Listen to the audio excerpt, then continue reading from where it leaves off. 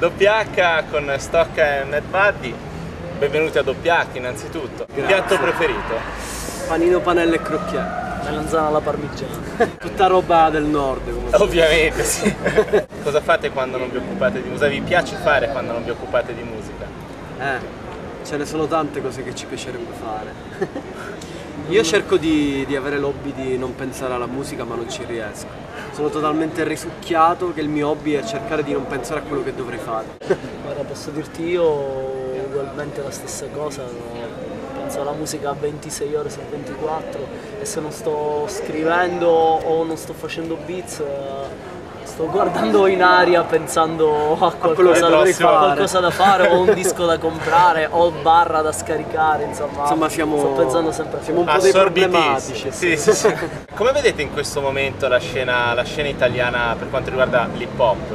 Ma noi la vediamo bene, nel senso che alla fine c'è un bel po' di movimento e siamo contenti che ci sia questo movimento. Quindi siamo d'accordo su tutto questo hype che c'è per ora sull'hip hop e lo promuoviamo, lo spingiamo. Indubbiamente è un periodo molto importante, l'hip hop sta entrando in classifica, si vincono premi. Noi siamo assolutamente positivi nei riguardi di questa roba, non crediamo che un gruppo commerciale rispetto a un gruppo underground non crediamo ci possa essere un conflitto o che una roba possa oscurare l'altra. Credo che ci sia spazio per tutti, quindi anche una roba commerciale strasputtanata. Ci dispiace quando viene venduto, insomma, un pacchetto dell'hip hop, magari la gente tra virgolette comune possa pensare che ci sia soltanto un tipo di rap, però di base c'è spazio per tutti e siamo mega presi bene. Il vostro ultimo disco, un lavoro lungo da un certo punto di vista. Sì, è stato lungo da un certo punto di vista, nel senso che prima che venisse fuori rispetto al disco precedente sono passati parecchi anni, però alla fine ti dico anche che poi durante la realizzazione è stata molto veloce. Diciamo che da quando abbiamo iniziato a scrivere le canzoni a quando il disco è uscito sono passati circa 3 mesi. Quindi alla fine è stato, diciamo, un lavoro veloce, anche se ci sono stati parecchi anni per riuscire a mettere insieme le idee che ci hanno portato, insomma, a mettere fuori il disco. In realtà il disco è molto più fresco di quello che può sembrare, nel senso che alla fine un botto di idee, proprio anche del 90% del disco, sono state sparate fuori negli ultimi 2 mesi,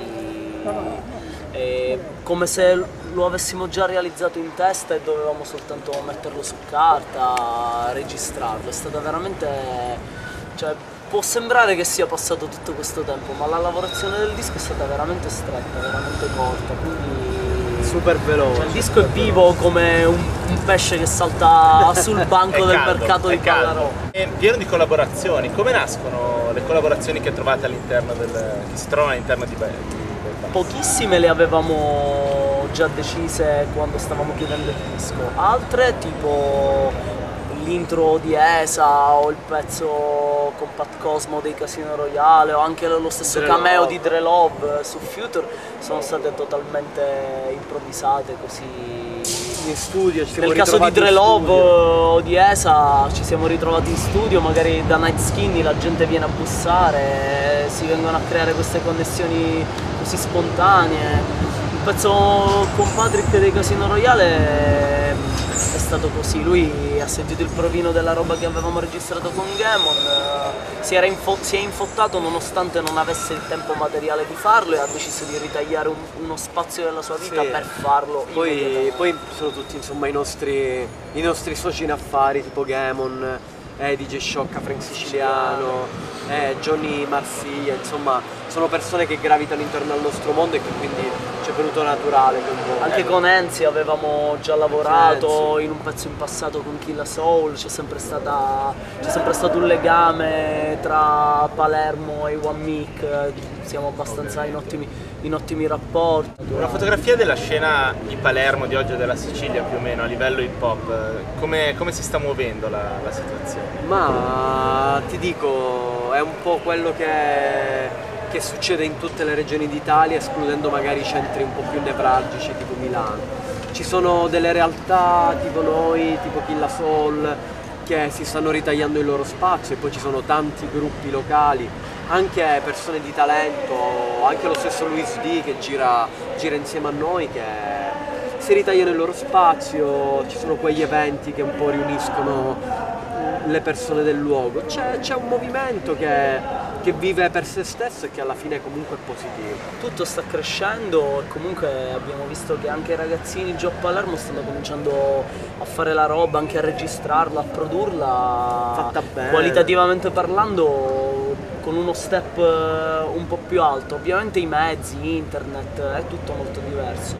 Noi giriamo sempre con la crew, quindi ti dico che Killa Soul, Johnny Marcia, Luis D e Big Joe si stanno facendo sentire, Brass, che è un nostro amico, è uno dei rapper siciliani a mio parere più bravi che ci sono, si sta muovendo adesso anche con delle basi a limite struggle, stiamo sparando fuori dei nuovi mixtape, insomma Go Taste continuerà a farsi sentire, abbiamo degli artisti nuovi nel roster, insomma una bella situazione. Anche i ragazzini che non girano attorno a Go Taste stanno cominciando a fare le cose più curate, fatte bene, si lasciano influenzare. È il momento giusto, è il momento giusto. Veniamo a Bypass. Perché comprare Bypass? Per sentire qualcosa di diverso rispetto a quello che di solito si sente in tutti i dischi, perché abbiamo una maniera di scrivere che è differente da quella che solitamente si trova, e che c'è dentro un suono nuovo, un suono un po' più particolare, un po' più curato e maturo, che secondo noi dovrebbe essere ascoltato sia da chi l'hip hop lo mastica da 2 giorni è giovane, sia da chi magari l'hip hop lo conosce da una vita e ama questo genere ed ha gli occhi aperti per ascoltarlo con una certa maturità. Perché essendo obiettivi, ascoltando Bypass sicuramente trovi degli input, alcuni astratti, alcuni più concreti, ma senz'altro ti ritrovi di fronte a un disco che capisci appena metti play dal primo pezzo che non è un disco fatto a cazzo, è un disco sentito, ragionato ma allo stesso tempo fresco, classico però con quell'equilibrio perfetto con i suoni elettronici che lo rende un po' moderno, ma non di plastica, non commerciale, non troppo fruibile ma nemmeno chiuso o pesante, esatto. O pesante o troppo intellettuale. Cioè, credo che siamo entrati in cucina, abbiamo fatto la ricetta che magari non sarà perfetta, però insomma 4 stelle al gambero rosso ce le possono dare.